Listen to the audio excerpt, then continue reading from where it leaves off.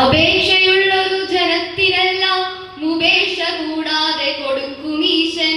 മനക്കുരുന്നിൽ കനിവുള്ള കൃഷ്ണൻ നിനക്കു പണ്ടേ സഖിയെന്നു കേൾപ്പൂ. മാവും പിലാവും പുളിയും കവുങ്ങും തിങ്ങും ഫലം തിങ്ങും ഇളം കവുങ്ങും നിറഞ്ഞ ഭൂസസ്യലതാട്യമായ വീടൊന്നിതാ മുന്നിൽ വിളങ്ങിടുന്നു.